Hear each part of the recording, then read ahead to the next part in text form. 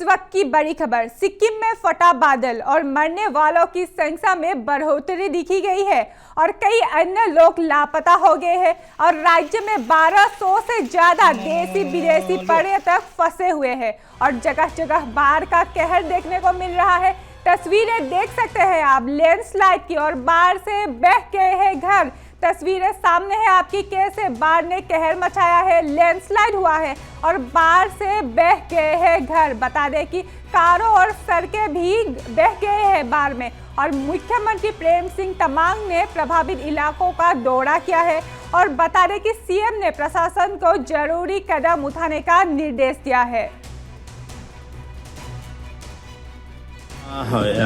जो अभी दुखद घटना हुई, जैसा मंगान में 6 नागरिक का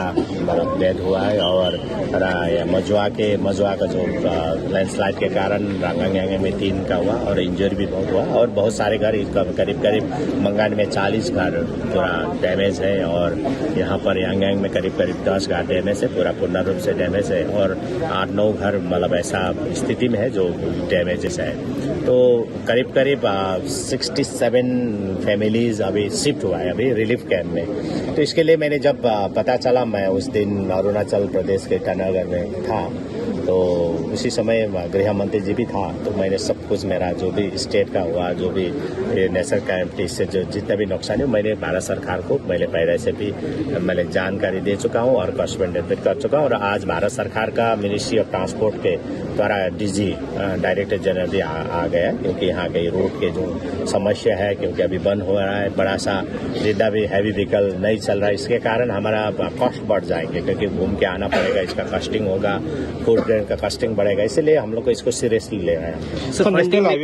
नेशनल हाईवे का एक बहुत बड़ा इशू अभी देख रहा है, तिस्ता की जो बेसिन में जो बैठा है, इसको लेकर कुछ बात तो है, ये तो है और मैं बारंबार भारत सरकार को मैंने बोला हूँ, भारत सरकार भी इसके लिए बहुत they are very much serious regarding this national highway. बहुत बार मेरा बातचीत भी हो चुका है और इसीलिए आज मिनिस्ट्री ऑफ ट्रांसपोर्ट के द्वारा